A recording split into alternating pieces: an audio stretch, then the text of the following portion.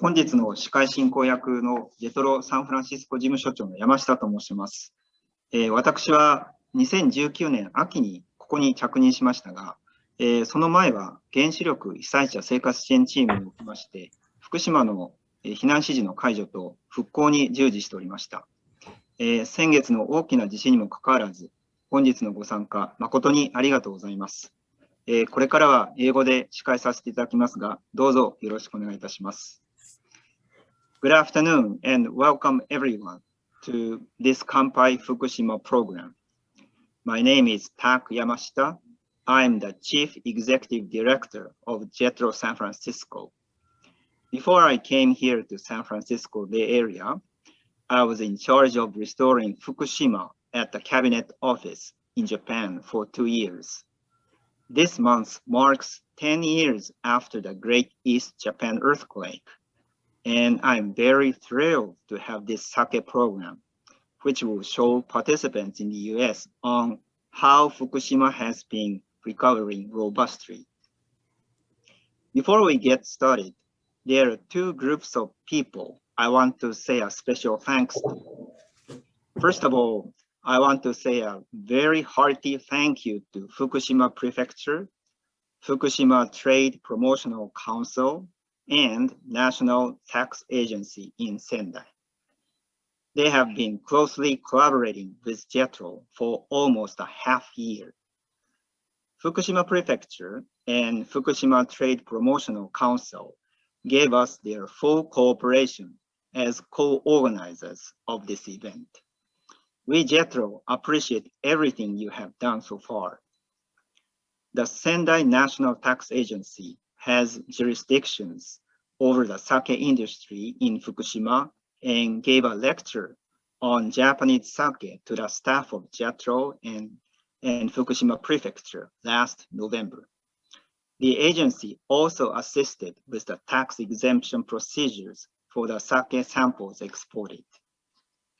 The second group I want to pay a special thank you to is our staff of JETRO, both in Fukushima and in San Francisco, because a program like this takes a great deal of effort.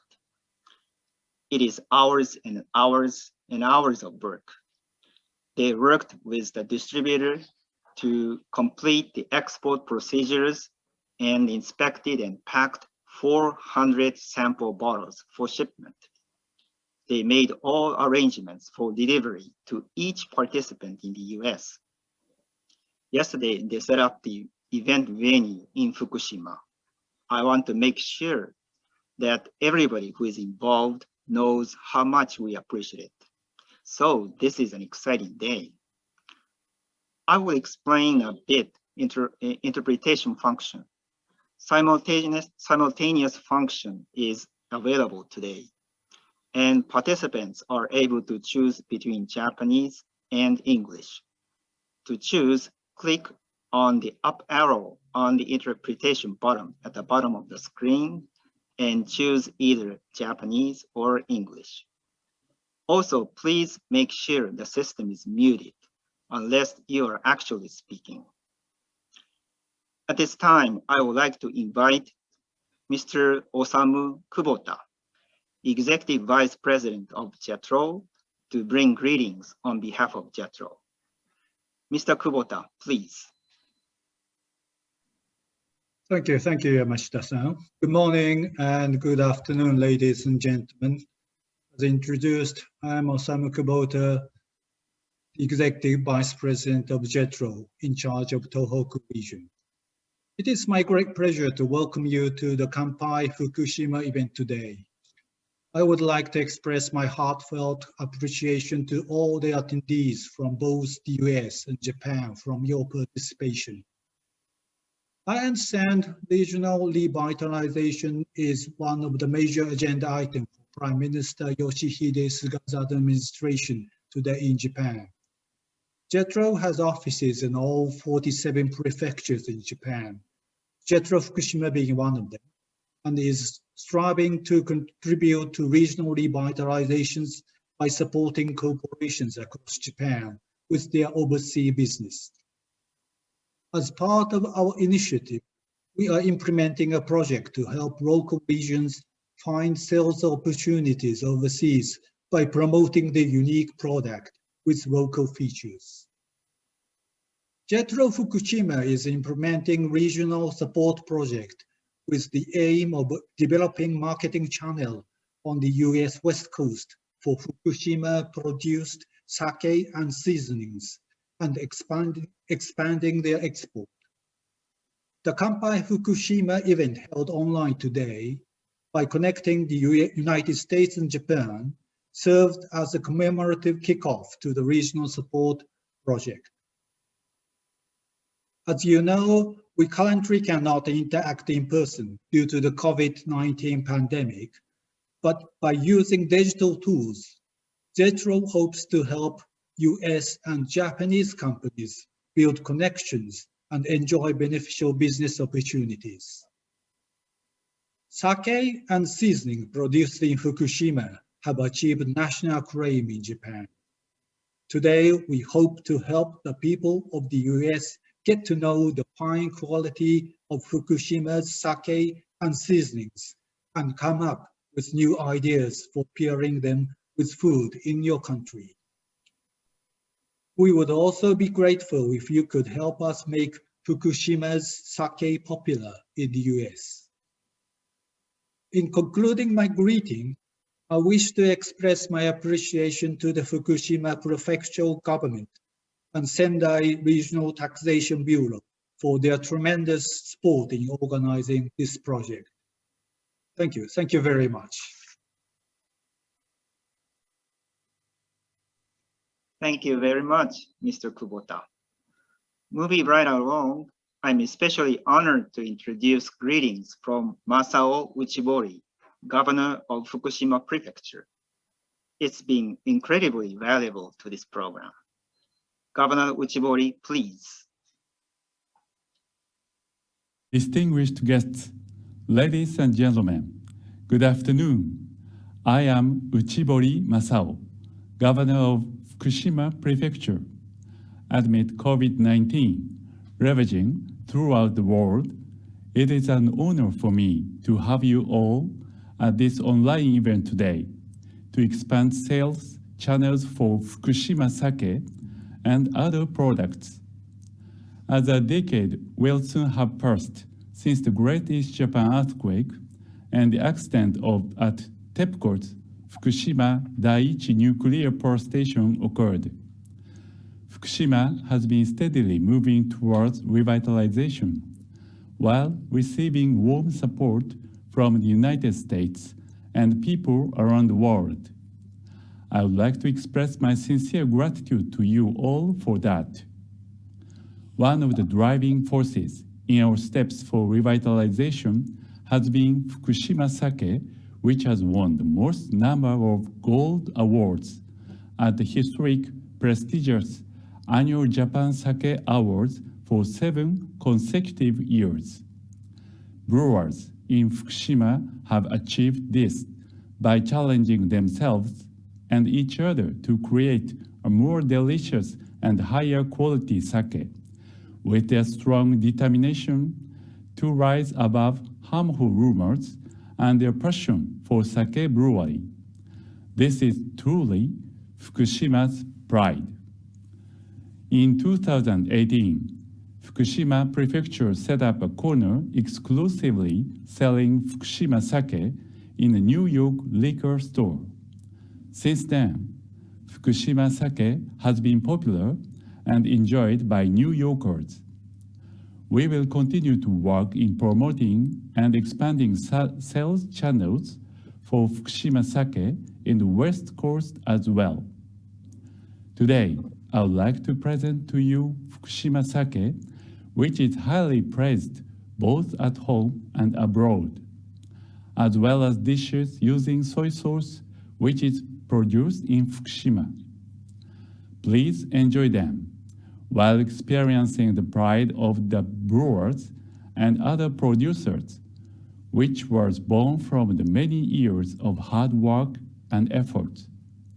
I would like to conclude by sincerely wishing you all good health and for the early containment of COVID-19. I sincerely look forward to the day when we are able to make a toast together with Fukushima sake.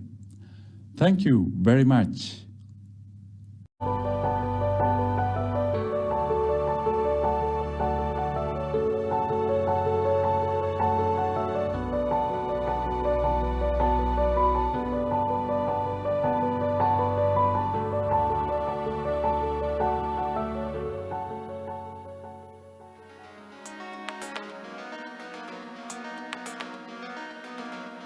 ペアリングのアイデアは、日本酒ってすごい香りがすごい大事な飲み物だと思うんですよね。で食材食べた時の香りとその日本酒飲んだ時の香りがこうふっとこう一致する、そういうのをこう感覚というか、探して提案するっていう形でいつもやってます。繊細なこう香りで食材とこう一緒に飲むとこう相乗効果によって旨味がクンとこう上がる瞬間があるんですけど、その香りですかね、先ほど言った食材との香りをこうより一層引き立てるっていう調味料が日本酒なんじゃないかなと思っております。日本酒って一括りじゃなくて、ブドウでいうピノノワール、シャルドネ、いろいろ白ワイン赤ワインいっぱいあるじゃないですかね。日本酒もそういう選択肢がすごい実はいっぱいある飲み物なんですよね。日本も実はお米の種類だけでも何十種類あって、で作る酒蔵によって全く味が違うものがあるんですよね。人と、米、水ですね。日本酒、テロワール、その土地その土地で全く違うものがあるんで、いろんなものをこう飲み比べて楽しんでいただけたらなと思います。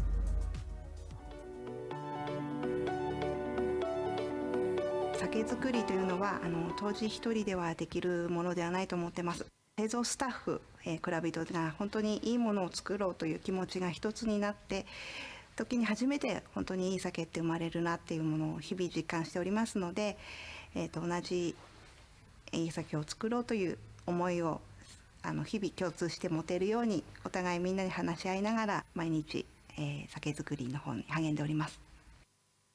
300周年を記念した商品を出すんであれば、お客様のお声が一番多かった商品を出そうということで、こういった夢の奏というブランドを初めて発売させていただくことになりました。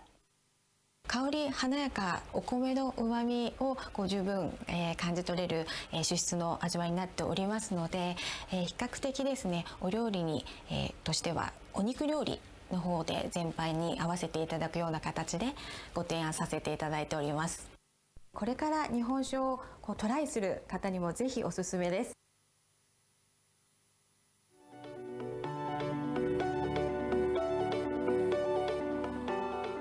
酒は昔から和醸良酒と言われておりまして、やっぱりその蔵人が和をもっていい酒ができるっていうのを一番大事にしておりまして、自分たちがやってて楽しくない、面白くないところに美味しい酒はできないと考えております。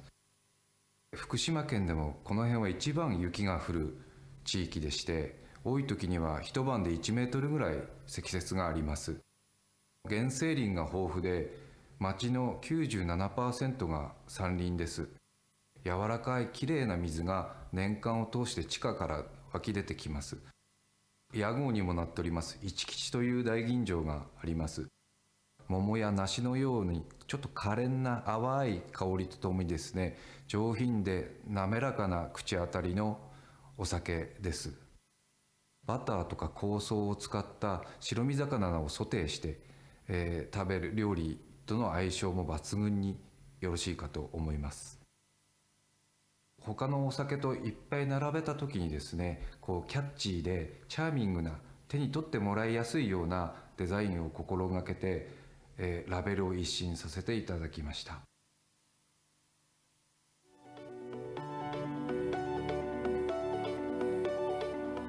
特徴としては何と言っても辛口です。ぜひ、氷を入れてロックで召し上がっていただきたいと思います。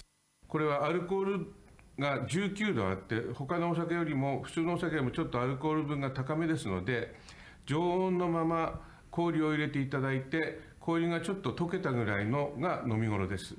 1はですね、辛口ですからどんなお料理にもよく合います。1はですね、温度とかには強く変化がしにくいお酒になってますので、とても保管しやすいお酒に出来上がっております。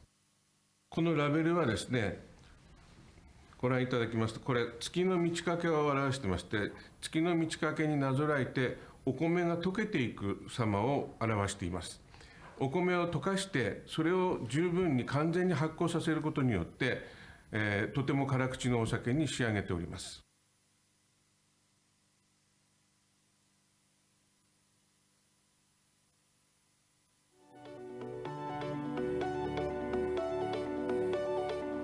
我々は丁寧で清潔な仕事から生まれてくる透明感っていうのを大事にしております。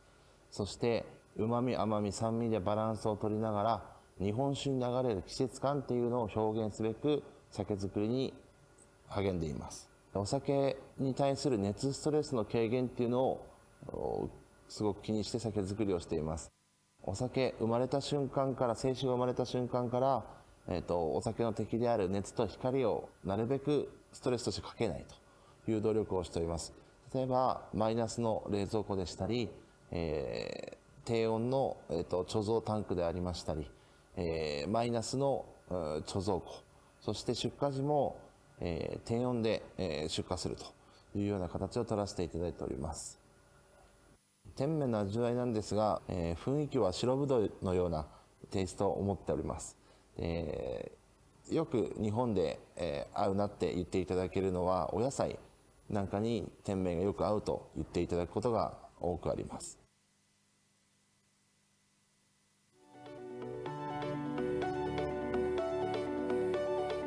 新田のお酒は全て、オーガニックなお米で作られる。やっぱりそのオーガニックなお米の美味しさが日本酒にも直接現れますので、そのお米が育まれる田んぼはとても大事なフィールドです。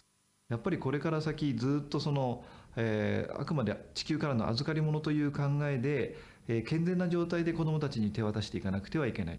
持続可能なその農業を応援することが、田んぼを守ることになるだろうというふうに考えています。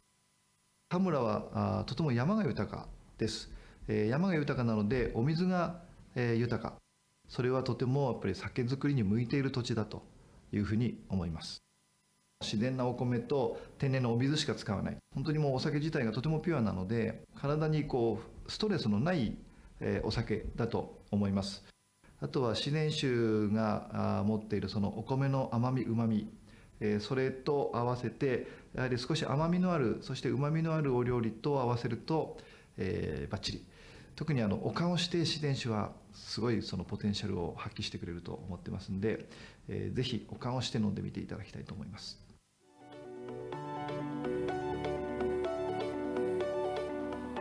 木本作りというのは、約300年余り前に確立した日本酒の一番正統的な、酵母の、培養法です。自然の微生物を利用して、特に乳酸菌を利用して長い複雑なプロセスを経て純粋に、強い酵母だけを選び出すというのが木本作りです。非常に力強くて、なおかつ、時間が経つほどに、熟成するほどにますます美味しくなっていく、そういうお酒ができるということから、この木本作りにずっとこだわり続けています。二本松は西側に安達太良山があり、安達太良山からの雪解け水が地下水となって市内にあふれてきます。日本酒が世界の他のお酒に比べて一番特徴的なのはうまみだと思っています。特に木本作りは乳製品と相性がいいという特徴があります。例えばクリームやバターを使ったお料理、あるいはヨーグルトを使ったお料理ともいい相性です。しっかりした骨格、酸がありますので、酸味がありますので、イタリアンとかあるいは中華料理のような油脂をたくさん使ったお料理とも、合いますね。またそうですね、ハーブとかスパイスとか豊富に使ったお料理にも負けないような力強さがあります。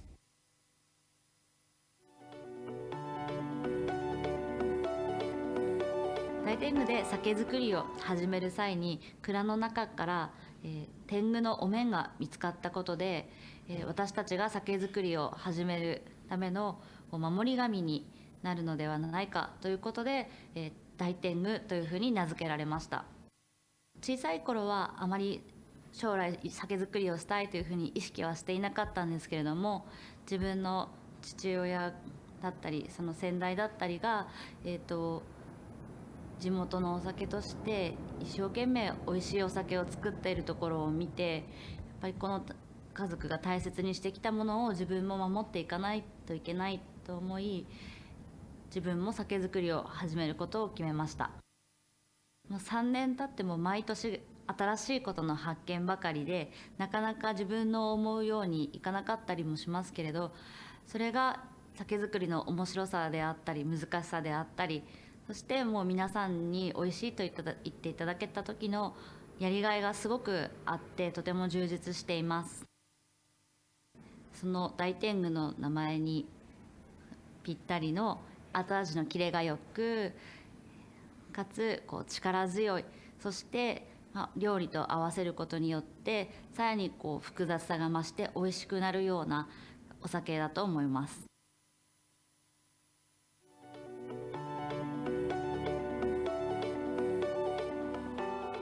基本に忠実で丁寧な酒造りにこだわっております。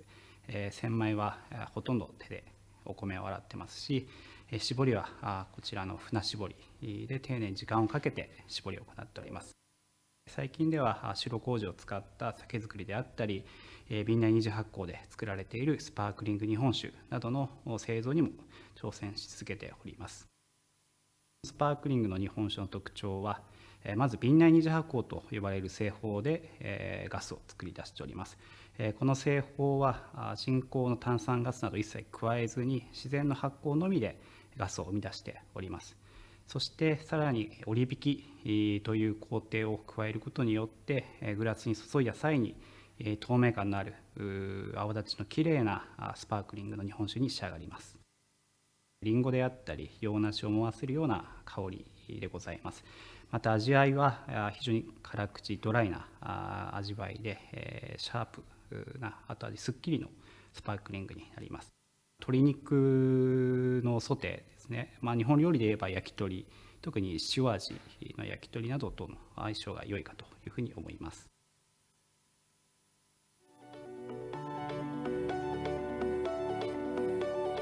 とにかく自分たちが今やっているお酒を作っているというその動作動き自体が、自分たちそれで完結するんではなくて、その前にはその農家さんの思いであったり、その先に飲んでくれる人が、その思いを受け取ってくれるという、あくまでその日本酒という商品ではなくて、自分たちの思いを形作るという、とにかくその美味しいものを作っているんだという、誇りを持って取り組むっていうのを、常にこだわりとして持っています。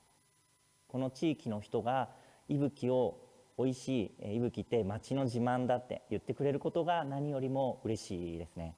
甘みうまみの広がりを、アクセントとなる苦みで輪郭づけているというのが、伊吹の味の特徴になります。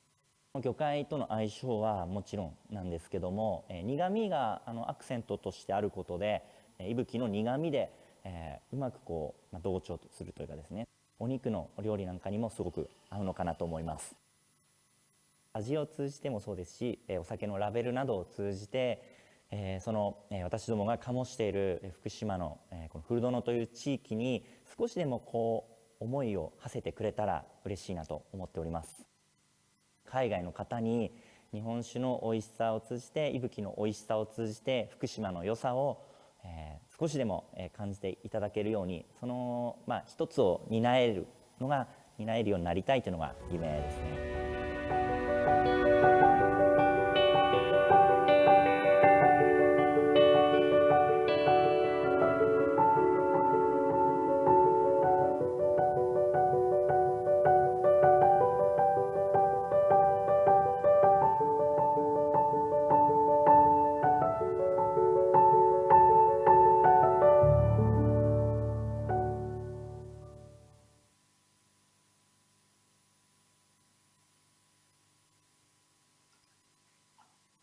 Thank you so much to the 9 Sake Breweries for their wonderful introductory videos. I think this is really a good video because we've learned that Fukushima sake is rich in variety. The taste varies from super dry to sweet. The aroma varies from apples, pears, peaches, and even white grapes. One sake fits best to drink when warmed and the other on the rocks. One brewery is stick to organic, and all of the 9 breweries have long histories and good stories to tell. Now let's move on to the toast. Ms. Akiko Nakagawa, Chief Director of JETRO San Francisco, will propose the toast or kanpai in Japanese. For the attendants from the US, please use one of the Fukushima sake for the toast. Nakagawa-san, please. Thank you. Good morning and good afternoon. Ladies and gentlemen, I'm Akiko Nakagawa and I'm Chief Director of JETRO Fukushima. I'd like to express my appreciation to the US and Japanese corporations joining us today, and all the organizations involved in organizing this event, including the Fukushima Prefectural Government and Sendai Regional Taxation Bureau. Thank you for taking time out of your busy schedule to attend this event. Please allow me to say a few words before I propose the toast. Today, we are hosting this online event by linking Fukushima Prefecture in Japan with San Francisco in the US to share the captivating appeal of Fukushima's fermented food products, including sake and seasonings. We have with us today a selection of 10 corporations from Fukushima Prefecture.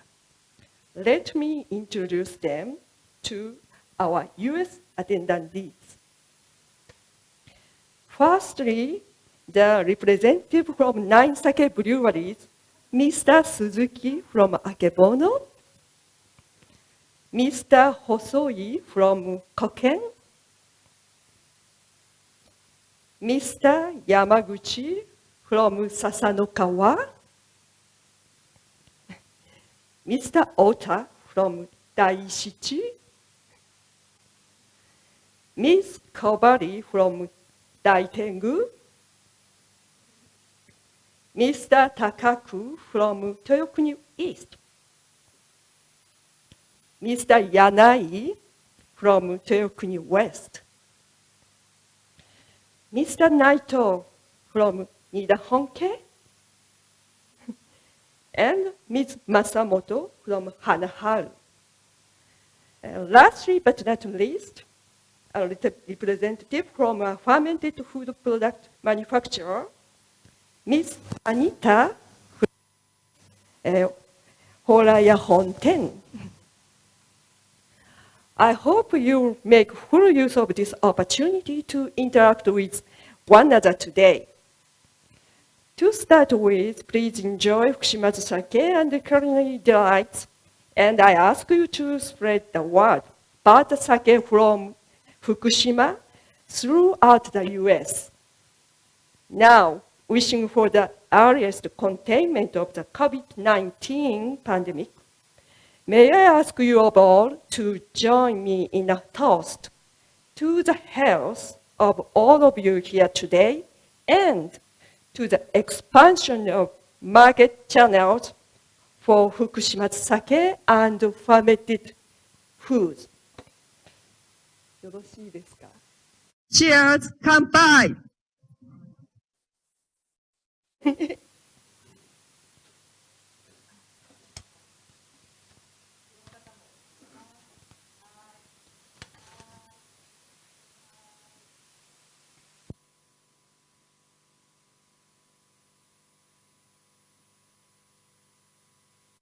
All right, thank you very much, Nakagawa-san.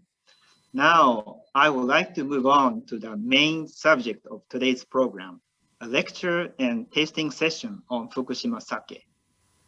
Mr. Dingler will moderate this session. But before I turn the microphone over to him, I would like to briefly introduce him to the audience. Mr. Dingler was the corporate beverage director for the Morimoto Restaurant Group, opening and maintaining operations across the US, Mexico, Asia, and the Middle East. He is currently the VP of Wine for Wine Access, one of the US top online wine platforms. He is also a contributor to the number of publications, including Wands, the Napa Register, and has contributed to Decanta Magazine, Somm Journal, and Tasting Panel. He's also an international wine, sake, and spirits judge, including San Francisco International Wine Competition, San Francisco World Spirits Competition, Japan Wine and Sake Challenge, and Las Vegas Global Spirits and Wine Awards. Also a certified and active sake and shochu ambassador worldwide. Now, Mr. Dingler, the floor is yours. Thank you, Tak-san, and thank you, everybody. This has been a long time in the making. I'm not joking. Over a year ago, Tak-san came to us and we started talking, and his energy about Fukushima was so contagious. We couldn't help to jump on board and start digging in deeper. I've been a big fan of Fukushima as a prefecture for years, but having this opportunity to dive deeper, have an amazing array of sakes, which we'll be tasting right now. And without further ado, and if you like, if you have your bubbles chilled, we'll try some awa sake to start, and to say cheers to all the producers in Fukushima Prefecture that have made this event together with JETRO possible. And we will put out a little bit of a show here, if you don't mind, and get going with some sake. So cheers to all of you guys. To learn more about Fukushima, so we have to know that Fukushima Prefecture sits in the center part northern of the island of Honshu in Tohoku, which has been the lowest part of Tohoku region. Its neighbors include Yamagata, Niigata, which are incredibly known for their sake and other cuisine, Gunma, Tochigi, and Ibaraki, to name a few. So the prefecture itself, it is about over 5,000 miles of landmass, square miles. So if you were to put it in perspective, you're looking at slightly less than the Bay Area. If you are in San Francisco and all this area, just slightly smaller, but that size. Also, to me, it sort of reminds me of area of Italy, like La Marche, which starts in the water side in the ocean, and it climbs up the hills to high, steep elevations, in which you basically, within the prefecture, you have the opportunity to go skiing and snowboarding on the top of the mountain and then come down and then go take a swim in the ocean. So it is quite diverse. To better understand the history of Fukushima, so previous to 1870s, when the classification of prefectures started, I used to be split into different areas. Even prior to that, if we go back in time, if I could jump on the time machine and see it, it was a time of samurais. It was an area where Shogun had a partnership with Aizu Wakama Castle and the Rain in those days. Very strong in terms of the island of Japan. Furthermore, it was split and it was reunited into one prefecture of Fukushima. There's three parts of it. So if you will look at it more on the inland, on the higher side, you are butting against the Eshigo Mountains, the O Mountains. You have an area called Aizu. Aizu sort of brings a wealth of high elevation snow melt water, very clean. You are close to Mount Bandai, which you can actually just look at when you're standing there. And then you start going down into the area of Nakadori, which is more on the center side, very vast, and also kind of split in between two corridors of mountains. You have the O Mountains, and you have the other range on the side, which kind of protects in some way. And furthermore, you go down into the Hamadori region. Hamadori, the one closest to the ocean, so it gets obviously a different fare over the last few centuries, culinary vast of seafood, different things. Fukushima in general is known as the fruit basket of Japan. So there's a number of different vegetables and fruits that come out of there. You name it, peaches, cherries, persimmons, all these different things. It's a pretty culturally rich and very fertile soils, if you will. So digging a little deeper into Fukushima, then we look into sake. That's why we're here today. An amazing wealth. And besides the sake, you might recognize certain things like the sake, the ramen, miso, koji, all these different ingredients that kind of interact almost in this way that it's just a hand in hand with the beverages that we have in front of us today.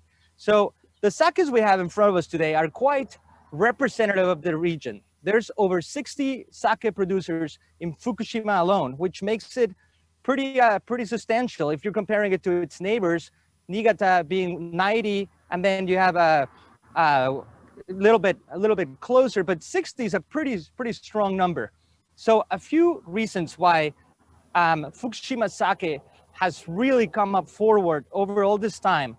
And a little historical facts about the sake is it is said that in theory, Yamahai was created in the Fukushima region, which is a celebrated style, older method of production, longer fermentation, which allows a little more richness, complexity, alongside with Kimoto, which is another old style of producing sake. I believe a very strong representative of the Fukushima sake world.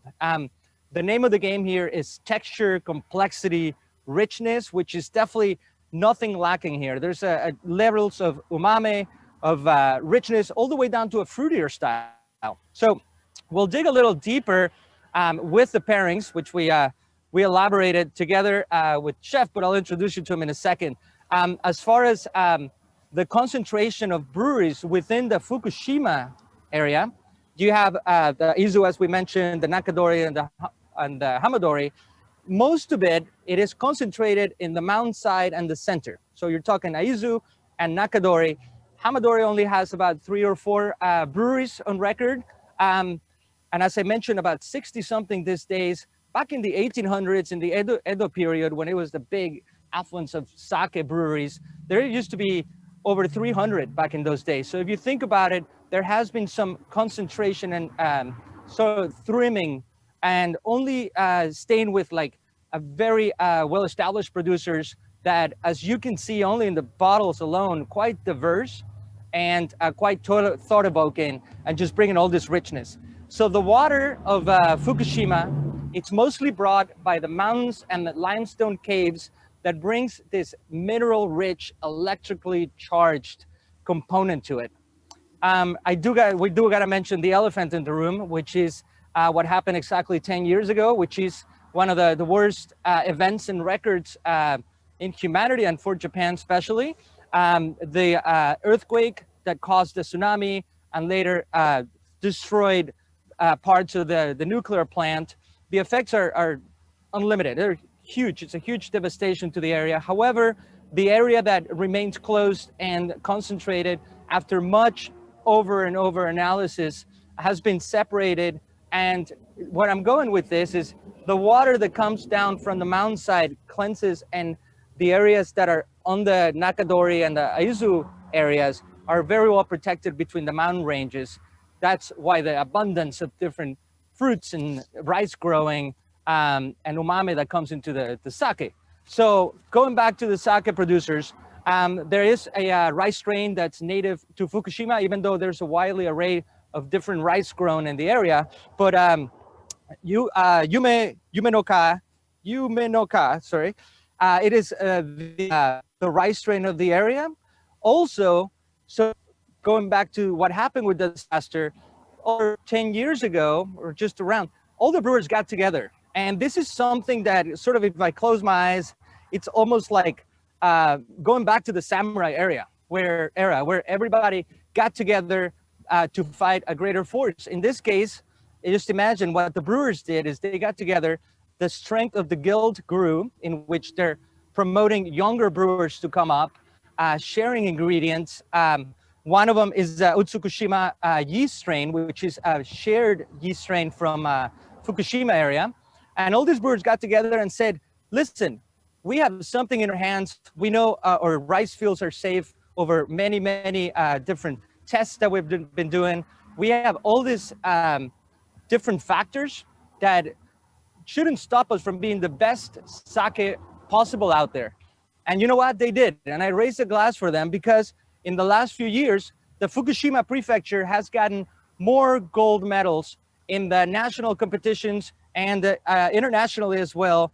And it's something to recognize. It's something that over the last few decades have moved forward. But if it wasn't for that disaster, it springboarded into what it's now.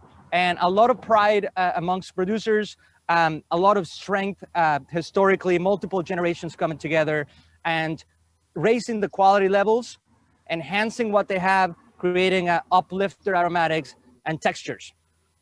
But that is enough of me talking by myself. And today, we're very excited that over a year, we've been talking about this event, how we're gonna bring it, how to invite all of you guys and invite the right people, which we're very honored you're here. But I got the pleasure of sitting down with a great friend of mine, Chef Itamar from Blossom Catering, who's I'm known forever. He spent some time at the French Laundry, at Morimoto when I was there. And Chef's here and we'll break it down. I know you have a few jars in front of you, but Chef will go through a little bit of the process and then we can all taste together. If you have questions, raise your hand. This is meant to be a back and forth exercise. And I'm thrilled because coming together with all these pairings and dishes has been a wide opening event. So it's Chef, definitely has been eye-opening doing this. So I've been actually in Fukushima just over a year ago. I came back and it has been an eye-opening experience seeing that beautiful place, both remembering that disaster but also coming back from it and seeing how they came from it stronger and making this beautiful place just shine. Absolutely. A lot of cultural richness. You got to experience this firsthand. It's amazing. It's everywhere absolutely amazing. Let's jump in. Absolutely. Let's do this. If everybody's ready and you have all your little accoutrements in front of you and dishes and sake selected for the pairing. We're going to start with our carrot puree, the orange jar. If you have any questions, it's the orange one. Yes. If you're colorblind. If you're colorblind, it's the orange one. It's the one that tastes, well, it tastes interesting. So, and you have a little container like this with crostinis on the bottom and chips on top. So what are we tasting first? What's the bottle that we're going with first, Edo? We're first going to try the Koken Yamahai Junmai, which should be number 4 on your set. True representative of the region, of the style. Everything's beautiful about this sake from packaging all the way to delivery. And when we were coming up with the breaking down the dishes, the ingredients, tasting. It was quite a standout. As you noticed, a few of these courses, if not most, are a side-by-side pairing, showcasing the best of the sake itself and how the dish complements. And I'll let Chef elaborate on that. So when we were looking at the pairing here, for me, sake is one of the easiest things and the hardest things to pair. It's the easiest because it's really receptive of everything, right? Any one of these sakes could have been placed at any one of those dishes and would have been a good pairing. Absolutely. Would have been a perfect or a bad one, but it would have been a good pairing, which is, as somebody who lives in Napa. Yeah. And this is, by the way, this is not a fake background. This is like, I can go touch the vine. Yeah. This is real background. We are in Napa right now. And it's always fun to have something that's easy, but then trying to find the right complexity in it. Absolutely. And are we pairing to the sake or are we pairing to the food? Always a question, chef versus sommelier. How Right. do you attack it? I'm sure there's a lot of different opinions as we're people that are I'm sure attending people today and Prosperity, but So yeah, when you look at a pairing, Mhm. do you go towards the food or do you go towards the sake? I am more of a Buddhist. I like the balance. I'll go a little bit on the sake side. Okay. I'll say that. So Not by mar. for me, being a chef in Napa and working with wineries, I always go towards the beverage. How do I highlight the beverage? So here's what I want you all to do. Number 4 it is, and we're gonna take a little sip. As you can see, there's just a little bit of the carrot puree on top Carrot and the puree frisee. on the frisee on top. So you should have another container like this with frisee and thin herbs. Just put a little bit on top. Kanpai.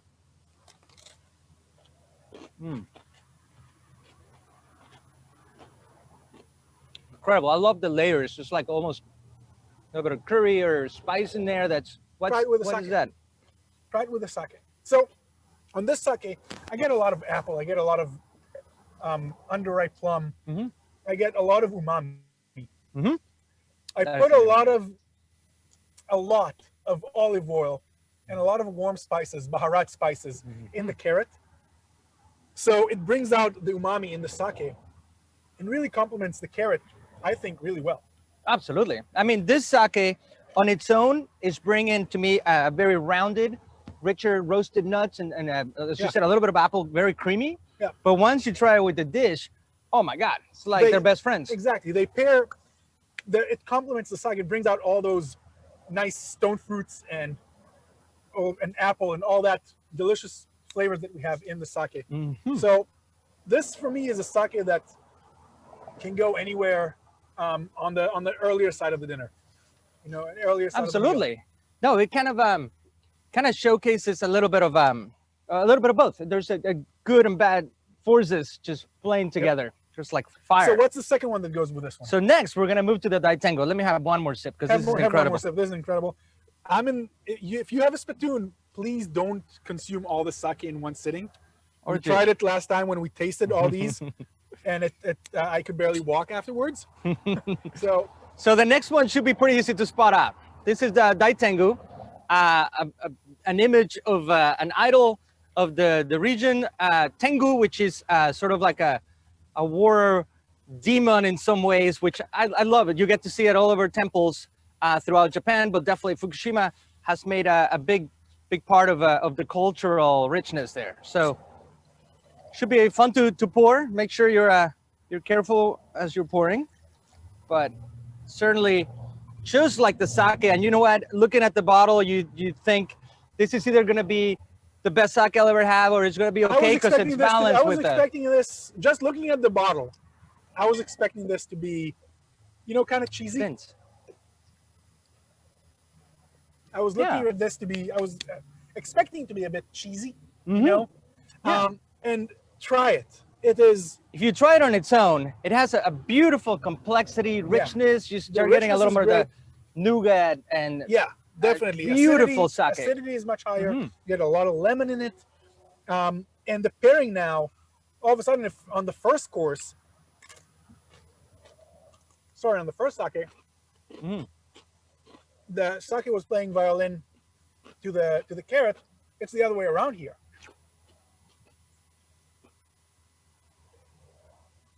now the carrot and all the olive oil brings a bit down all the lemon that we had at the beginning, and all of a sudden all the secondary flavors in the sake come out. And I think this is a very much, you know, I would even go heavy on the salmon, duck. This is a main course. I mean, we have other main course sakes here, so this went with the first one. But we wanted to show the contrast of what this can be when it comes to. And it's truly a night and day in terms of which way you're attacking it. I invite anybody, if you have questions or comments. I mean, you're all professionals, and we absolutely learn and grow from your opinion. So very, very fun pairing. I love what you did with this. I love doing a side-by-side is always fun. Because the first one, we were pairing towards the food. On the second one, we're definitely pairing towards the sake. The sake now. I love it. It just keeps going and going. There's a lot of tension, a lot of stamina in this sake, definitely. And the way it's attacked by the carrot. Now, you wanted to mention something about the short rib, right? Yeah. So let's talk about the short rib real quick, just so we're ready for it when we come to it. You do have instructions here, but what I want you to do, take the lid off so you don't have it in the microwave. And then on a plate like this, because it will overflow, put it for 3 minutes in the microwave on high. And then I'm going to go do that real quick. Excellent. As we keep talking and the chef and the magic of television makes that happen, we will move on to the next one. A sake that it's well established in the U.S. Its name is synonym of Fukushima and the celebrated style of Kimoto. This is a beautiful sake. And you know about their sakes, I love the Minowaman as well, which is more refined. You do all have a sample there. It's elegant, and as mentioned earlier in the introductions, it invites for a little spice and several little combinations of dishes, perhaps like Indian food or Thai food and things like that.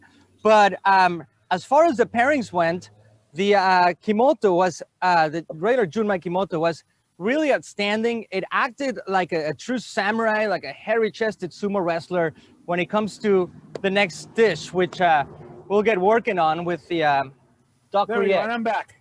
Excellent. So, when I was in Fukushima, I don't know how it is when you visit Japan, but when I visit, I eat, like everybody's feeding me a lot, which I know sounds like a first world problem, but you get to taste so much. And after a while, you're like, okay, I need to stop tasting because I'm done. But we tasted this beautiful red. The Riyadh, right? Next. Oh, Riyadh is next? Yes, sir. Okay, my bad. Yeah. So we're just testing you. Okay. We also tasted black garlic, but that was in Osaka. So this is our black garlic duck rillette. Duck rillette is a classic French You can see it. There is a layer of fat on top. Just dig through it. The fat is delicious. And you can just dig through it. This is overly decadent, yes, rich. Overly decadent. This is one of the main events. So this is duck actually local here to Petaluma.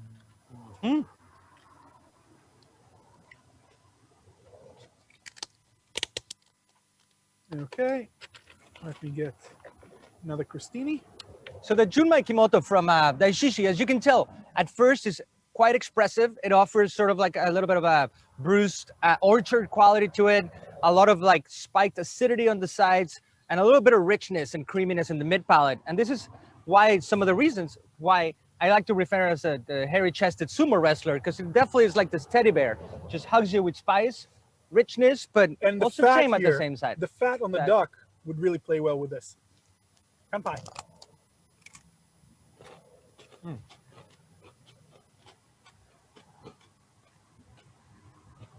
Just layers and layers of umami there.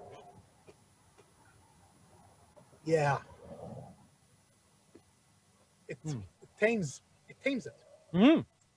Usually you don't think of sake as something that you need to tame. No, there's definitely a balance there. Yeah. Wow, I like really it. pretty. This is good. And the acid sort of comes back and stays back in the retronasal And and cleans keeps everything going. from the duck. Wow. This is good. Wow, I feel like this is going to be one of the favorites for overall when we take hands. Ah, this is delicious. Thank you for including me on this one. No, thank you all for making this happen. If there are any questions about how we look at pairings for sake, or how we look at pairings as a whole, I'm sure you're all professionals who have paired wine to food in the past, but looking at this in this direction is different. So next, let's move on to the orange bottle. This is the Nida Junmai Kanatsurai. This is another sort of rich, elegant, and sort of like for the red wine drinker in some ways. I find this closer if you were a big fan of Syrah or Cabernet. This kind of stands up to those dishes, hence the Duck Grief for this. Could you tell me the number?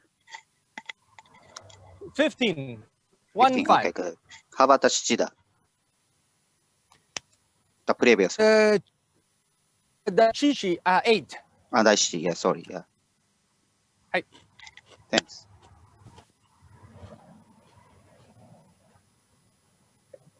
Now this one, I get a little more of a fall kind of quality, holiday spice, Definitely pumpkin, holiday spice. roasted pumpkin with pumpkin seeds kind of quality to it. This is one of those that when your family comes over for Thanksgiving, and you don't want to really bother about them, you open it at the beginning of the day, and that's your accompaniment while you do all the cooking. Though it will go perfectly with Thanksgiving dinner, I think. Absolutely, or a bacon cheeseburger. I mean, or bacon. We'll talk about the bacon cheeseburger on the next one. All right. Because the next one is really a bacon cheeseburger kind of thing. Wow. So now I get to talk about the red miso that I had Let's do that. that I had in Sendai. So we go there and we taste and we taste and we taste. And after a while, you're done tasting. You don't want to taste anymore. And then that's when I find that the really unique stuff comes out. Because if I'm already fatigued and I'm tired of tasting all day and something really tastes great, that's when I know that it's good. Because it stands out. It stands even out. when you've been exactly. Even when you're done, when you're spent, you just so there's a white jar. Okay, there's a yellow jar. I don't know if you guys can see the difference. Don't mix them. They're very different. They are very, very different. You will be disappointed if you try right now the yellow one. The white one, yes, is the correct one, and that one goes with chips. Easy. So we took onions, caramelized them for about an hour, so they're nicely dark caramelized. Blended those with Fukushima red miso. So we're celebrating a local ingredient. We're celebrating the local ingredient, exactly. And then mix those with just mayonnaise. So if it's you know what's the difference between an aioli and a mayo? Remind me, because I know you. $10 on the menu. $10 on the menu. That's the whole difference. So you can call it red onion and miso aioli or red onion and miso dip. I love onion dip, so I'm going to call it red miso and onion dip. Perfect. And all you do is just dip with chips. Easy. This is like a Super Bowl kind of pairing here. No, this. If you put this on a bacon cheeseburger. Now let me tell you about the sake we're having with this one. This is number 2. This is the Akebono Tenmai Junmai Daiginjo Koshu. So Koshu refers to an aging by law, 3 years minimum. This one's been aged. However, as you can see by the color, when you come across Koshu sake, it tends to have a deeper copper coloration to it. This one, it's pretty, stands out. It's clean, crisp. It maintains a lot of the, like a ballerina kind of feel to it. The reason is it has been aged for 3 years at low temperatures. So when you do a low temperature versus room temperature or a little heated, you accelerate when you get hotter, right? Yes. Very simple. The hotter it is, the faster it goes. Exactly. In this case, you're pretty much preserving it for 3 years. So you're just going low and slow, low and slow, like barbecue. Exactly. There you go. Bacon One of your cheeseburger all favorite day long. topics. Yeah, totally. So really outstanding. Junmai Daiginjo, not something you would expect to pair with so much richness and delivery in the dish, but I thought this was a lot of fun. It holds really well. Wow. It just has so much breadth. Yeah, you're going to go through the next one alone. I'm going to go grab the short rib. The short rib. Fantastic. So for the next sake, and all at our own pace, I don't know, we're going too fast here. Something I wanted to recap about this pairings, if you didn't notice, pairing to me, coming from the sommelier school and all this, Tonya, Ian, a lot of us will know, it's a lot about regionality. So when you're talking Italian wine from one region, the food from there naturally goes good. When you're talking about a wine from here, it depends on the local cuisine.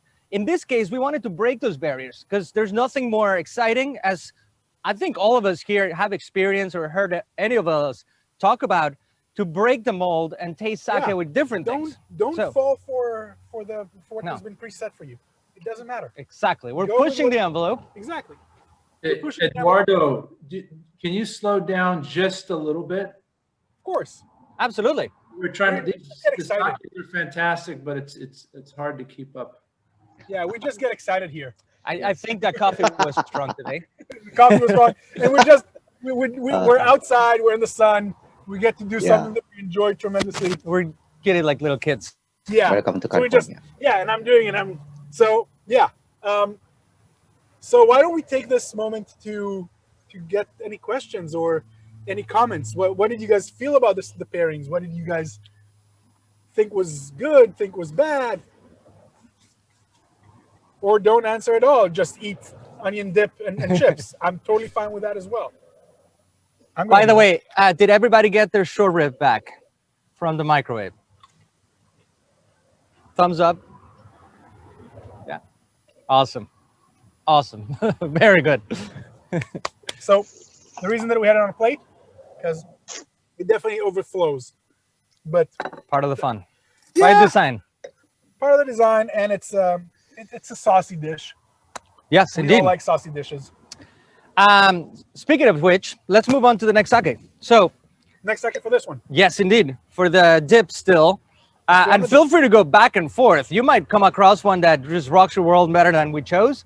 Again, we're just experimenting, having some fun. I was wrong once this is before. what, that's how I learned.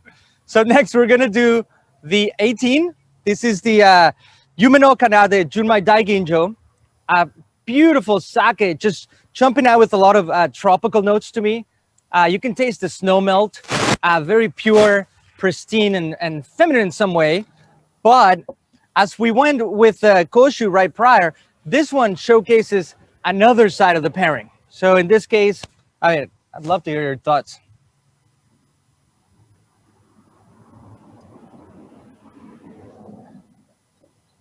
So in this one, we're getting, you know what I'm getting?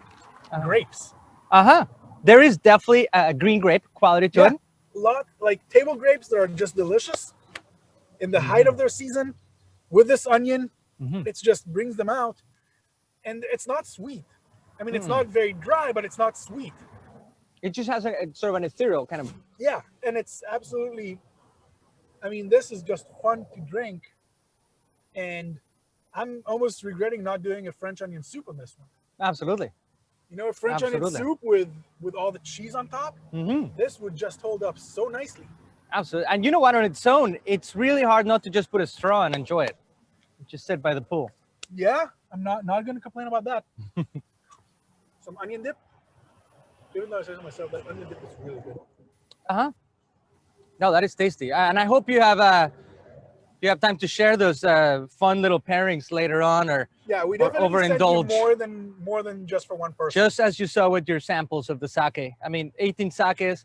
Chef had to show off and do enough food for you guys to keep going back and forth and dipping. And I mean, the only thing you might have to refresh is chips, but which I'm sure most of us have chips at home. So, right? I think Tonya knows what I'm talking about. Hey, Eduardo, quick question. Yes, sir. This is Richard. Hey, what are your thoughts on some of these, the suitability for heating some of these, specifically like the Kimotos and the Koshus and so on? Dr. Bishop, that is an excellent question, and I think it needs to be addressed. So part of the charm and signature styles of Fukushima is, as I mentioned, Yamaha and Kimoto styles, which naturally lend to have a little more warmth when served. I love, one of my favorite things when people ask me in general, hey, how do you recommend this sake and whatnot? And I think we talked about this not too long ago, is I'll have like daishishi, for instance, the Kimoto, right?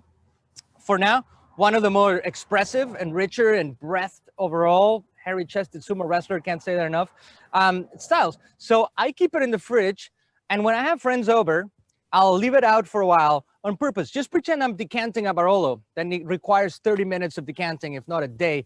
But basically, I'm letting it warm up in there. Now, if I'm in a setting where it's a little more practical, I'm in a restaurant and I'm doing pairings, I would love this sake to have it ready to go, room temperature, and then heated on a hot bath for a couple minutes, and then showcase side by side.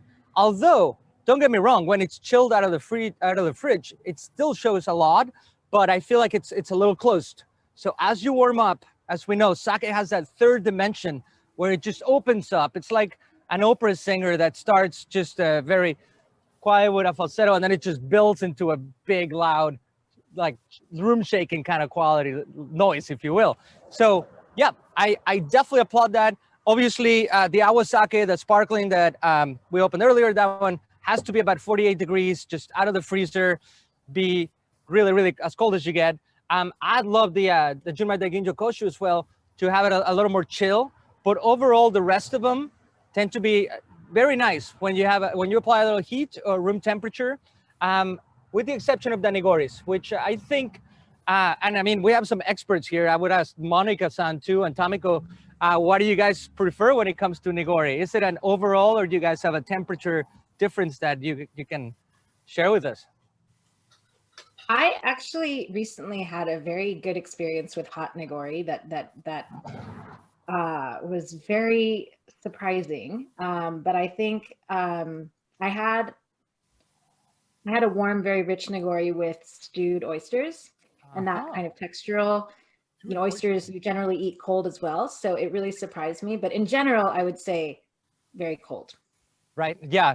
And I mean, I'd love to try that. Maybe next time I'm in New York, we can plan ahead for that pairing. I'm going to come just for the stewed oysters. Yes. I'm not concerned. I'm now intrigued by stewed oysters. That's sounds fun. Why not? I've had barbecued oysters. Yeah. And they're delicious, but I've never stewing an oyster. Well, you get the texture out. Yeah. It's like mussels, right? Yeah. Yeah. I'm gone now. I'm just thinking about stewed oysters.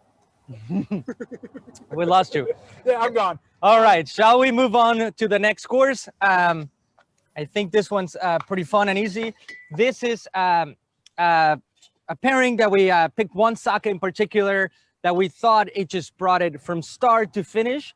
And actually, looking at the label, pretty similar to the label. You have all the phases of the moon, as mentioned earlier. So it's a really complete sake. This is number 5, and it's Ichi. Sasanokawa Karakuchi. So Karakuchi style stands for super dry, if you will. And it usually has a beautiful acidity, has a lot of energy, a lot of tension. This one in particular, to me, has a little bit of a roasted hazelnut quality to it. Beautiful acidity. It kind of uplifts in the back palate. Just beautiful. A little smoky in some way. Kind of very attractive, almost like a little incense smoky meat, which no brainer we did with this dish. So I'm gonna build the bite for you. When you get this bite, this is one of those that you want to dig all the way down to the bottom of the jar and get some of the polenta and get a lot of the sauce. It's all about the sauce. There you go, Edo. Thank you, chef. So what's the thought here, and what was your thought process and how you cooked it? You know, we're in Napa, where cab is king. I'm not going to talk with my mouth full. I'm going to take that bite in a second. You chew on this for a while.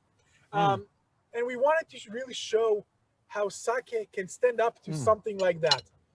The braised short rib is, right now in this time of year, is the king of dinners in Napa. If you go to any winery dinner, you're going to have braised short ribs. 9 out of 10. And you're not going to complain about it because it's delicious and it's good. Wow. So we found the biggest, boldest. It's not the sumo wrestler. This is elegant. Complexity, elegance. You're talking like burgundy in some way. Exactly. This for me was so just grand.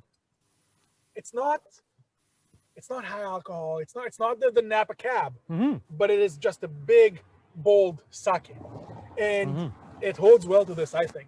Wow, the spice component that I'm getting in the back end, like cardamom, anise, all these things are coming back after you take a bite of the dish together. And I don't know if everybody agrees, but on its own, it's beautiful. As I mentioned, almost like Volnay or something like that with a lot of concentration and richness from Burgundy. That's how I see it in my head. But For with me- the dish.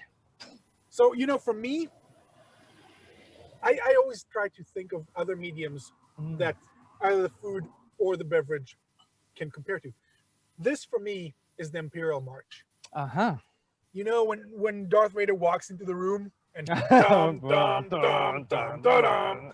It's that. Yes, totally. It captivates you. It holds you. You know that something is happening. It tells a story without saying anything. And this is that. Wow, I This love is- that analogy. I'm this writing is the that Imperial down. March of this lineup for me. You know, it's something that you just, wow, this is big. It's not imposing. It's not trying to make you do other things. It's just notice me. I am here. The braised short rib, definitely. This is one of those cases that the dish holds up to the sake and not the other way around. Incredible. And how many of us, including myself, never would have thought of short ribs, polenta, and sake? I mean, I'm guilty. I would have never like put it together until we started experimenting. But tell me, how would we make this dish at home since we have you here? This is one of How those easy dishes- or how hard? It's not hard at all. It's about a week-long process. Okay. So if you're willing to go that, we start off with making our stock in-house from bones that we roast. Then we make a stock. Then we reduce that stock by half. That's our braising liquid. We dry cure the short ribs overnight with salt and a little bit of sugar. And then a lot of tomato paste, a lot of mirepoix. Just braise it for about 4 hours. Then we cool that overnight. Then we reduce the sauce by about 3/4, and then we pour that on top. The polenta is just a standard. Easy. Standard No recipe. cheese, nothing on the polenta There this is a time. little bit of We talked Parmesan. about it back and There's forth. a little bit of Parmesan in there Okay. because I was making polenta and I couldn't resist putting Parmesan in it. So Which, every time you have any sort of cheese, it's an immediate partnership with sake. Yeah. All the umami that you find in like tomatoes, cheese, and all these things, just a natural fit. I think that's really aiding in making this sake just go. Yeah. No, but this So is pretty. this is definitely one of those that, well, the dish I think is really good, but I made it, so I'm very. I completely agree. I hope even whoever's joining us, like Monica from New York, did it make it okay and it's good? Yeah. Yes, I was Awesome. Wonderful. It arrived in great condition. We were a little worried, I'm not gonna lie, but this is incredible. You're a pro. So let's move on to the sweet portion of the event, and something that the dish, we talked about it. It was mouth-watering even in paper, and once we started tasting it, it was like a no-brainer. This one requires a little bit of assembly, very minimal. If you have kids, they're gonna love it afterwards. Not the sake, of course, but the dessert part. But pretty fun. So I'll let you work on that, and then we can talk about the sake, and then we can show them how to make it. So I'm going to put it right here in the middle. Hope you guys can see it. You have the yellow jar, and I'm going to make 2 of them because me and Eduardo, I don't like sharing dessert. Me neither. And not this one especially. So we have our little As you can bag. see, this is the real yellow one. I mean, you would have known by now if you used this one If you over guys there. did it earlier, you would have known it's wrong. It's definitely not onion dip. And we have some graham crackers in a bag. You should all have a little bag of graham crackers. I take a little spoon, and as you can tell, I overdo things. You have more than you need for this.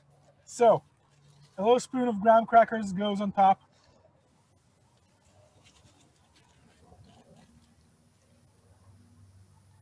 Then just cover it nicely on top.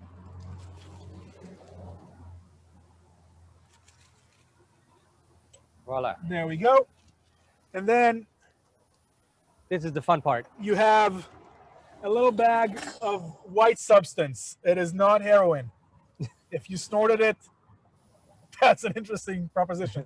Snip the corner of the bag with scissors or tear it with your teeth. That's fine. You're the only ones who are eating.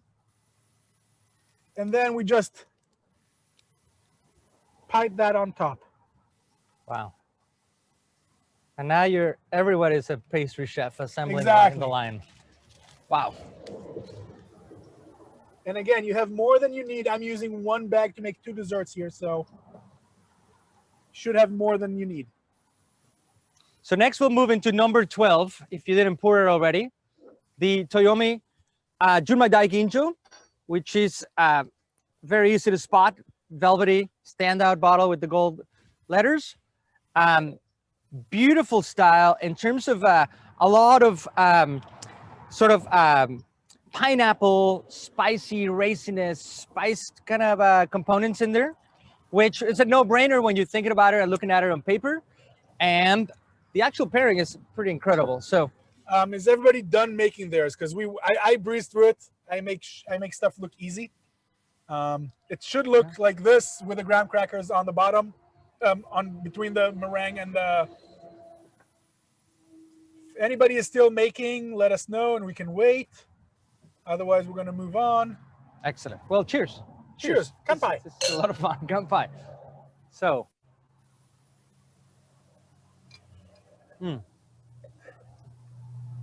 Beautiful. There's some mineral. To me, I close my eyes and see like the limestone caves in which the water comes out of. Definitely a lot of minerality. Bam. Just kind of grips you there.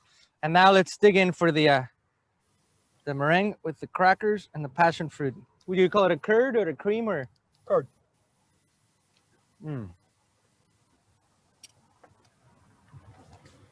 So on this one, because of the minerality, if you take a bite now, when your palate is still covered with the meringue and the sugar, you're gonna get bracing minerality. Yeah, right? it's like licking a battery. It's like, this is like you pick up limestone and you give it a lick and you're like, yes, which is weird, but really cleansing. But I do that. I lick rocks on occasion. Wow. But this is just sake. brings out that, you know, if you wanna cleanse, if you wanna end the meal on something that's nice and clean, what are you doing here, Edo? Now we're stirring the suspended particles of the. Here we go. You guys got it, of the nigori. So you can gently just let it come down and just get all over the bottle. So you're just not. It's a little more balanced, if you will. For the next one, we have the Toyokuni Junmai Ginjo. And this is number 14. 14 and last of the pairings. By no means exclusive to this, as I mentioned earlier. Keep going back and forth. I mean, you have a big thing for you guys to remember. Sake is very forgiving. So once you open the bottle, you have at least 3 weeks to a month to have that preserved as it should be. As long as you keep it refrigerated and out of the sunlight, covered, you can go beyond. It's not going to turn into vinegar. It's a beautiful beverage that lends to a lot of longevity, if you will. So a nigori style here, and pretty fun one. This one I do find a little bit of like lemon cream, lemon like balsam kind of. No, definitely almost lemon curd, which is what gave us the idea of this dessert. Absolutely.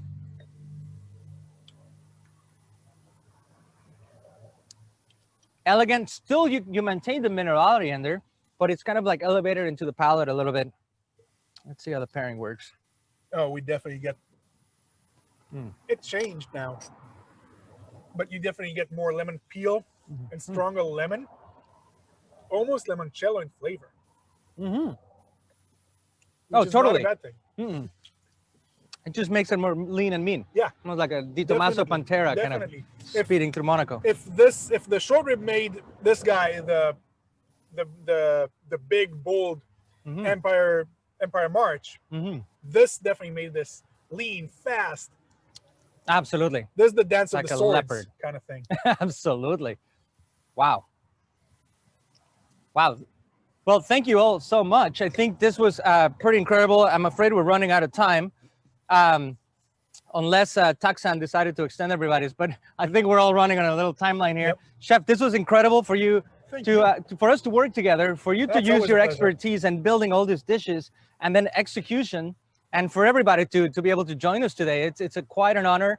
I mean, a lot of people that I look up to, that learn a lot from, and it's fun to share this experience, even though the current situation has maintained us a little bit separated. But you know what? If it was a different occasion, who knows if we'd be together if we had the time and all this put together. I don't know of any other situation where all these people could be on one Exactly. on one place. Yeah, from every part of the world, and all the brewers, and Kubota-san from JETRO over there, and Tak-san. Everybody So, in Fukushima have a good morning and a good day. It's you're just starting your day.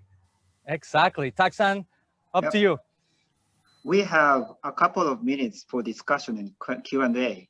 Please. So please please don't hesitate to ask questions to Eduardo. And not just to us, but also yeah. brewers. Any questions, any constructive fun 日本 stuff? 側からももしご質問があればぜひお願いします。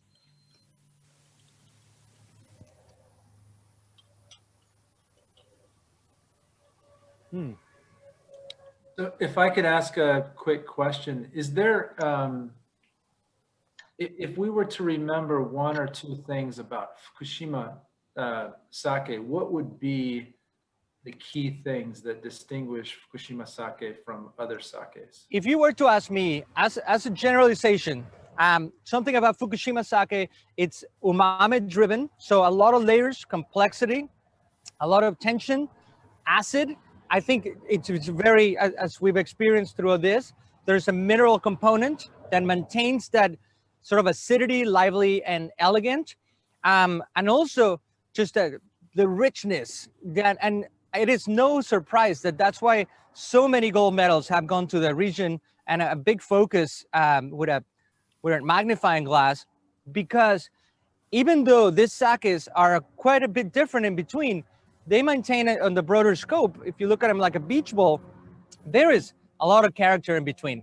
So I would say the mineral, umami, and just a lot of flavorful qualities to it. Eric.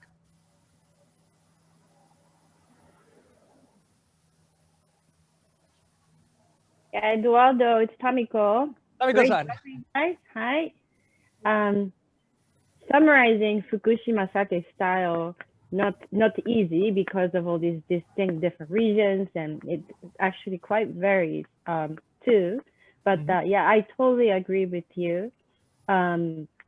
After visiting few breweries there last year, actually 2 years ago, nobody went anywhere last year.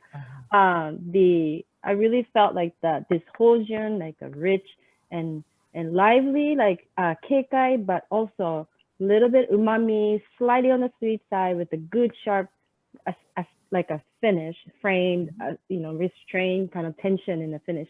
That was kind of how, after tasting quite a few Fukushima sake as a regional style, that's kind of how I felt. So it just matches exactly what you just said. So I'm very pleased that it was not just it was just a handful of us, but we have a common experience.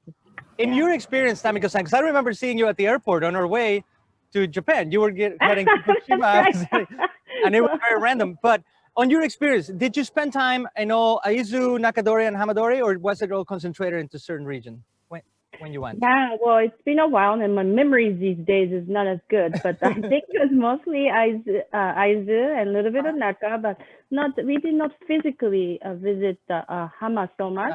But we did taste through. Yeah, I think one brewery from Hama that was very different from the rest. Yeah, I imagine. Yeah, and quite different, as you mentioned, just the influence of the marine influence and all those things. So, wow. Monica-san, you've been to Fukushima as well, right? Can you share something with us about the area?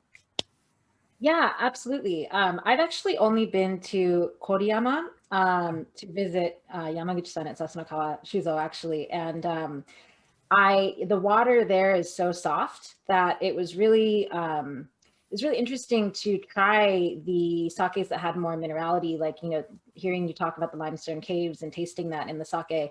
I really enjoyed the way that you talked about the region and made a lot of wine parallels, because I think everyone wants the cliff notes. How do you summarize this region? And and like you and Tamiko said, you really can't. So it was that was very much crystallized going through this lineup. Thank you. Thanks for sharing. That's awesome. Well, I don't know if anybody else has questions. There's definitely a lot of questions. I'm still learning, as we all know with every beverage, you never stop learning, but I'm intrigued, and this was a great opportunity. Yes, please. Oh yeah. Are any of these sakes made with like different koji besides yellow, like white or black koji? You know, I hope that some of the producers can answer. It wasn't fully disclosed in all my documents.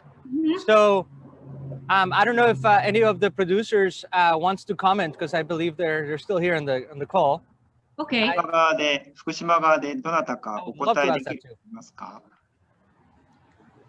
日本語でいいんですよ。どなたでもぜひよろしくお願いします。あ、すいません。新田本家の内藤と申します。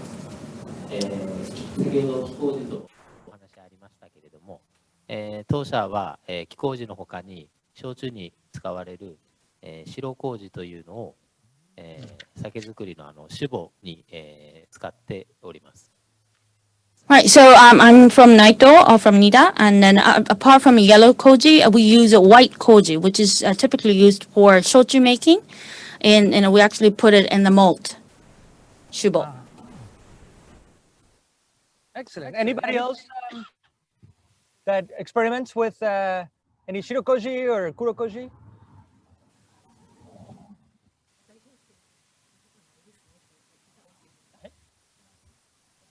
Okay, excellent. So the Nida Honke uses white koji for some of their sake? はい、そうです。はい。Yeah, which do we have one here that we're trying that they use the white koji? 残念ながらサンプルには出してないブランドに使ってます。Unfortunately, it's not included. 麹を使ってるところはないと思います。I don't think anyone in the Fukushima brewery that that we have in this room are using black koji. Okay. So that's it. So we can assume they're all yellow koji and a little bit of white, perhaps. Thank you. Thank you for that question. Any questions?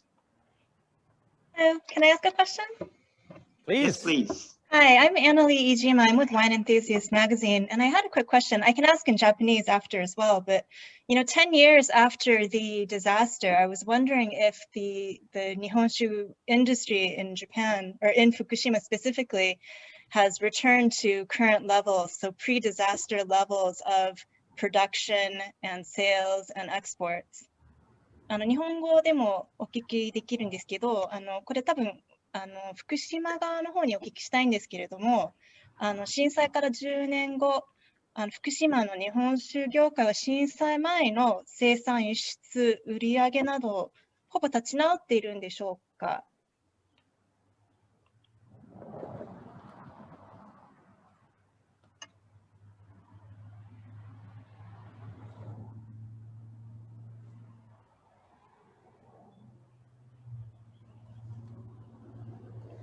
すみません、笹の川酒造の山口と申します。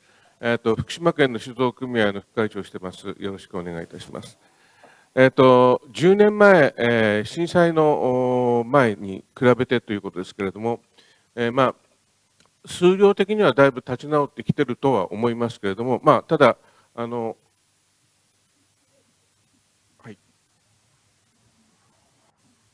Thank you very much for the question. I'm Yamaguchi from Sasanokawa, and I'm a vice president of the Fukushima Sake Cooperative. And as for the figures, it has been recovered to a certain amount. はい。ただ10年前とは日本酒の業界自体がもうだいぶ変わってきていることは皆さん専門家の方ですので、ご承知だと思います。福島県もそれに負けずにみんな一生懸命技術を研鑽してまして、輸出は10年前よりも格段に上がってきて、よりいろんな先ほどお話ありました多層性を含めてですね、いろいろとお楽しみをいただけるより楽しく召し上がっていただけるように、成長していると自負しております。And compared to the 10 years ago, sake industry has been changed, and all of you are expert in the sake industry, so I'm sure that you know about this. But in the sake industry in Fukushima has been making a great effort in terms of technology, and also sales has been increasing, and also we are focusing on the multi-layers that you have been mentioned, and I hope that that everyone can, many people will be enjoying our sake. So that's what we are trying to do. 以上です。Thank you very much. It is widely recognized, that's for sure. Yojin-san, please go ahead. Your question. Hi, my name is Yojin, and thank you for this opportunity. This is such a great opportunity. I make sourdough on my free time, and it's very interesting as a fermenter myself. I'm curious to know if there's other ingredients in making sake that is possible to inoculate the sake without using koji. As far as sake production, it has to have koji. The reason is that when you're looking at wine or a grape, as we're standing here, right? The grape, to make wine, you have all this sugar that all that sugar converts into alcohol via the yeast. But when you have rice, the starch of the rice, it's not sweet, it's not sugar. So what koji comes in and does, it breaks down the starches, converts them into sugars, and therefore the yeast converts them into alcohol. So it is nearly impossible to produce any sake without the introduction of koji, if that answers your question.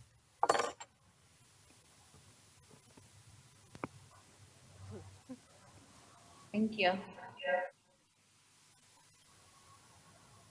All right. 山下さん、まだお時間ありますか? Yes, Is there please. time for one more question? Yes, go ahead, please. Yes. I think we brought up the koji question, but perhaps the yeast or the kobo might be also interesting to hear about. I was wondering, of all the sakes we tasted today, is there any special Fukushima kobo, like aside from the F701 standard, but maybe something newer or different that's more unique, original, that was used in sake we tasted today? I'll defer that to the brewers. They can better tell us. Yes, I think so. 福島側からお答えいただけますか。はい、福島、秋葉の園の鈴木です。よろしくお願いいたします。福島県にはですね、はい。短めに、まず、お米が2種類ほど違う、福島県にしかないものがありまして、夢の香りと福の香というお米がございます。で、酵母に、Thank you very much for the question. I'm Suzuki from Akebono Brewery, and there are two kinds of rice in Fukushima, which are Yume no Kaori and Fukunoka. それと酵母は福島県が開発しました、美島夢酵母という酵母と、きらめき酵母という酵母がございます。And as for the kobo, there are two things that Fukushima has been developed: Utsukushima Yume Kobo and Kirameki Yume Kobo, Kiraboshi Yume Kobo. 簡単に以上になります。Thank you very much for your question. Is that answering to your question? 店名はこれはどちらの工房がお使いなんですか？その、仕込みに関してはですね、自社の工房を使っております。県工房ではなくて、福島県だけじゃなくて弊社にしかない工房を使用しております。In our brewery, we are using the kobo, especially that we will use in our brewery. It's not about Fukushima. The Tenmei one is, the proprietary yeast of our own sake brewery. はい。第一酒造の太田と申します。酵母そのものの違いというのも大事なポイントですが、酵母の育て方によってもお酒は大きく変わります。伝統製法の木本作りで育った酵母、あるいは、近代製法で育てた酵母、これは、同じ酵母であっても本当に違った性質を発揮することができますので、そこもお楽しみいただければと思います。Right, so one difference that you can actually make is by the variety or strain of kobo, but how you culture the kobo can make a big difference. So kimoto is a very traditional way to culture it, but there are much more modern ways. So that's what we actually maneuver or alternate. 大天狗酒造の小針と申します。よろしくお願いします。弊社で出しております大天狗の純米は、福島県の夢の香り、酒米の夢の香りと、美島きらめき酵母を使用しております。Right, as for Daitengu, we are using the prefectural Kobo yeast, Yume no Kaori and Kira Meki.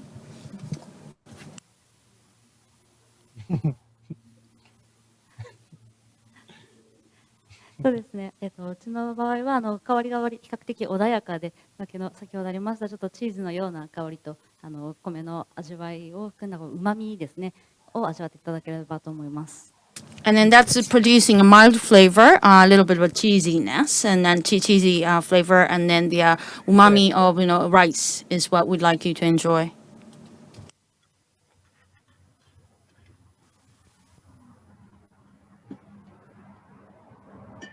Any questions? Okay. All right. Thank you very much. Thank you very much, Eduardo. 山下所長。Yes. 質問一つ会場の方からよろしいですか？どうぞどうぞ。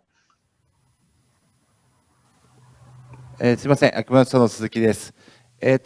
僕も数年前、サンフランシスコにお邪魔させていただいて、すごく楽しい街で、食事も、多彩で、とてもいいところだなと。で、近くにナパもあって、とてもいい地域だなと思っております。で、サンフランシスコにはですね、現地で事情されているお蔵さんがあるとは思うんですが、そこと、日本から渡ってそちらに行くお酒で、我々に皆さんが求めるものというか、これを大事にしてほしいというか、何かあれば教えていただけたらなと思います。Thank you very much. I'm Suzuki, and also a few years ago I have been visiting the San Francisco, and I thought that San Francisco is a very fun town, and there are a large variety of food, and I really thought that this was a very interesting town, and also it has also the Napa Valley. And I assume that in San Francisco there is a sake brewery, but also we will import the sake from Japan. So if there anything that you would like to ask for us in terms of the sake, could you make a comment about that? The thing that you want us to do. What would you like to get from the sake coming from Japan as opposed to the ones that's brewed internally in San Francisco?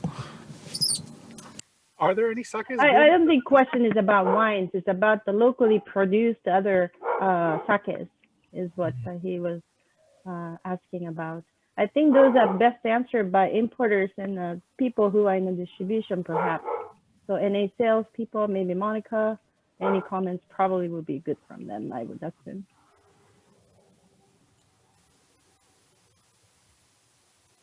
It's just very diverse. What you find ingredient-wise, I think it becomes a terroir or a true stamp of what you're producing it.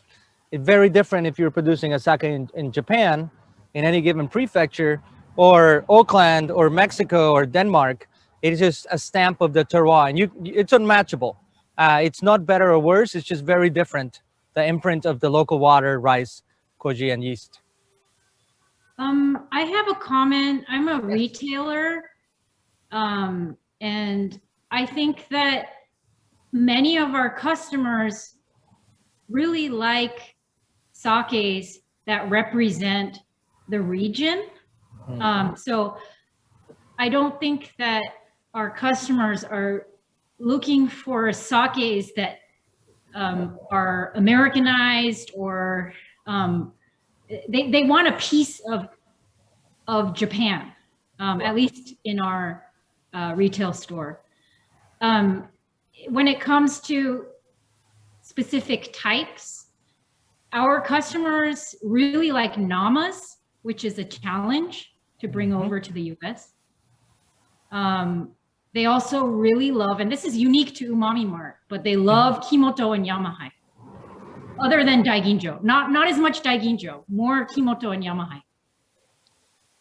I think you've done a great job educating the people that follow you and make them excited about those things.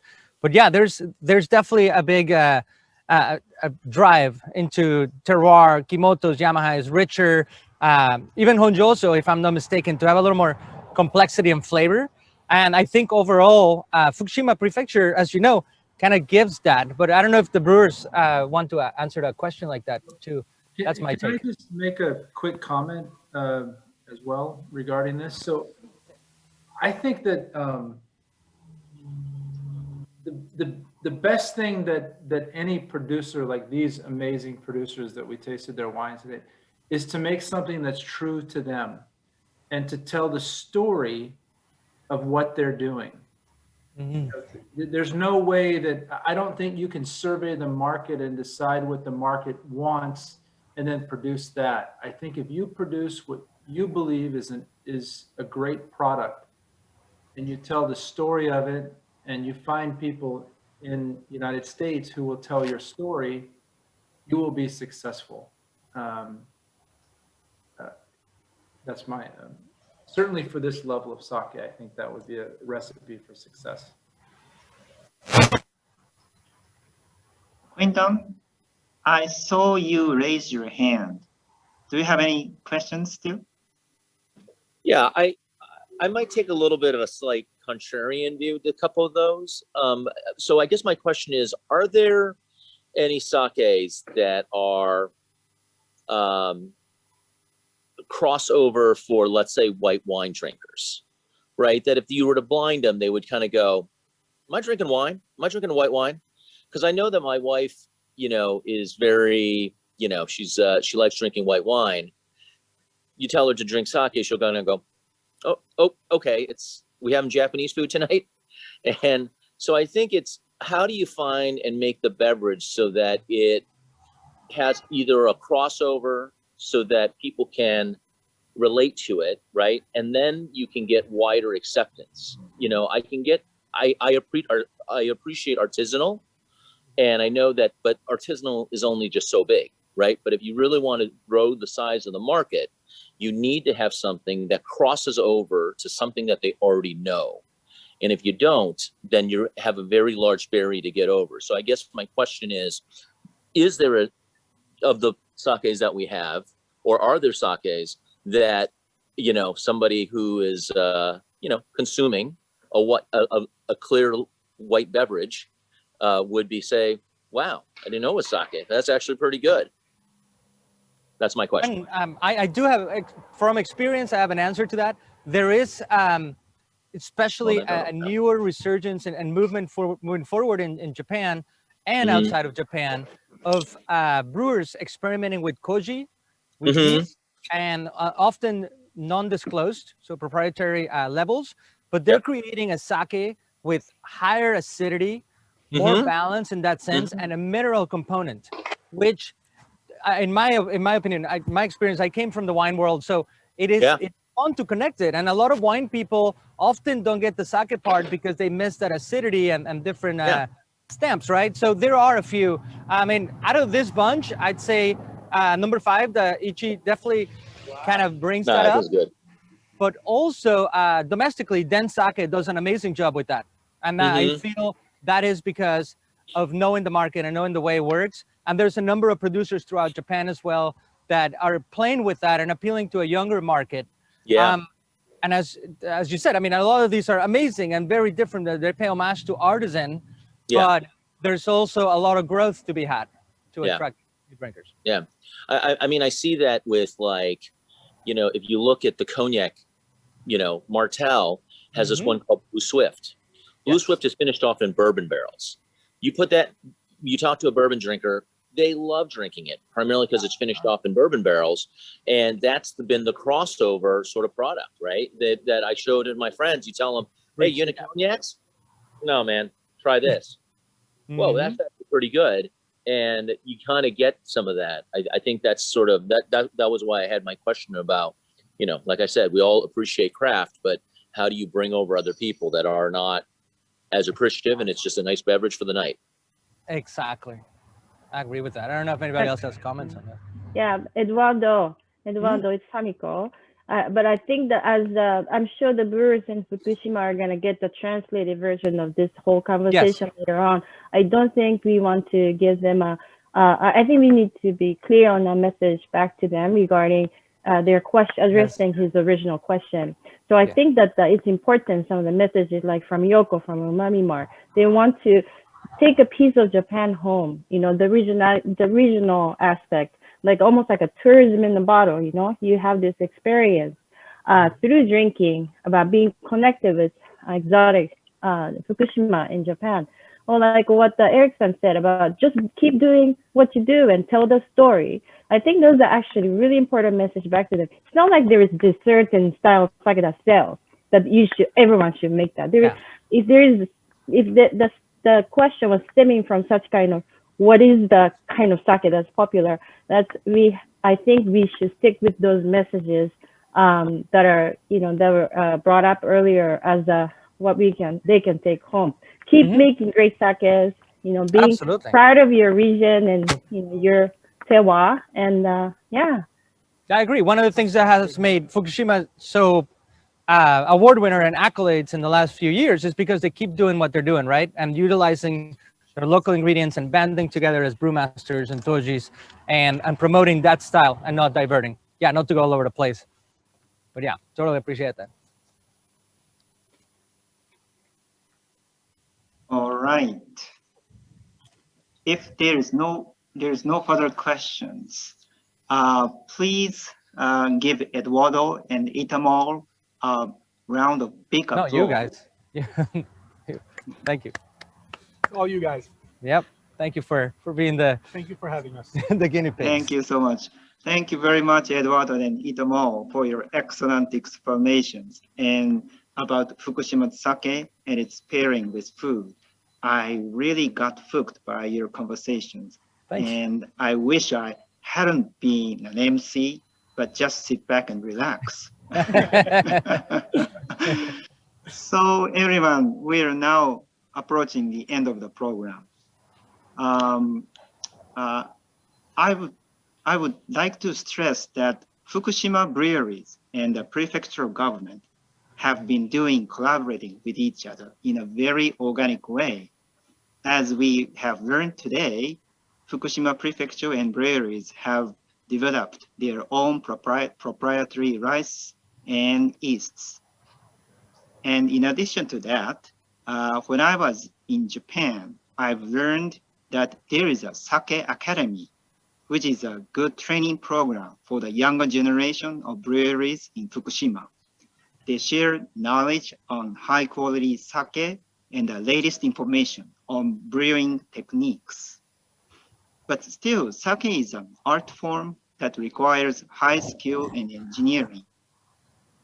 Each sake is unique, and each sake is the result of years of dedication.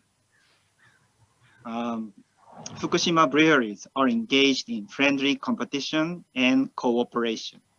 As a result, they have become the best in Japan 7 years in a row, which is an extraordinary accomplishment. I think this is Fukushima's pride.